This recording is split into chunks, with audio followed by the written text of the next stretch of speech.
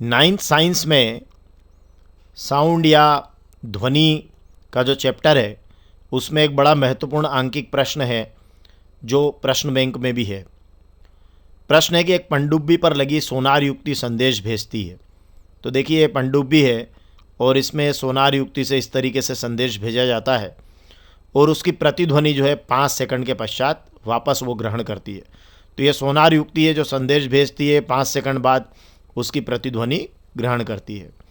तो यदि पनडुब्बी से वस्तु की दूरी, ये पनडुब्बी और वस्तु की जो दूरी है वो 3625 मीटर हो, तो ध्वनि का जो वेग है वो आपको ध्वनि की चाल जो है वो ज्ञात करना है।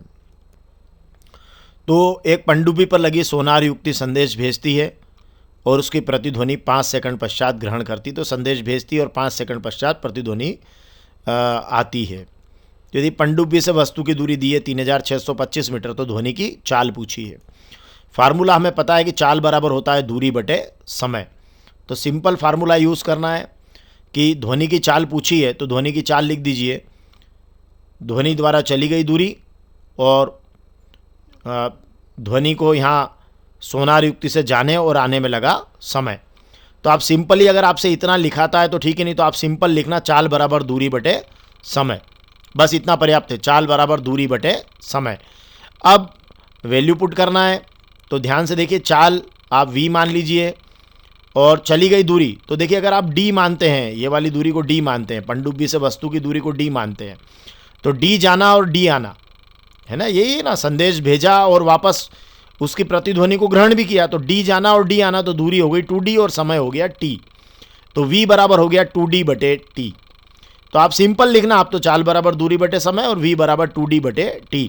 अब आप मान भरना है आपको, d का मान भी आपको दे रखा है, t का मान भी आपको दे रखा है, सिंपली मान भर दीजिए। तो 2 इंटू 3625 बटे 5, मतलब क्या करना है आप याद रखिएगा कि ये प्रश्न अगर ध्वनि की चाल में आपको पूछा जाता है तो आप दूरी बटे समय लिखना, चाल बराबर दूरी बटे समय, लेकिन ध्यान रखना दूरी में आपको 2d लिखना है, क्योंकि ये पनडुब्बी से वस्तु की दूरी है 3625, लेकिन पनडुब्बी से वस्तु की दूरी है 3625, लेकिन जो समय है वो आने और जाने दोनों का है, इसलिए हमको दूरी में 2d लिखना पड़ेगा, मतलब 2 गुना करना पड़ेगा इस दूरी को।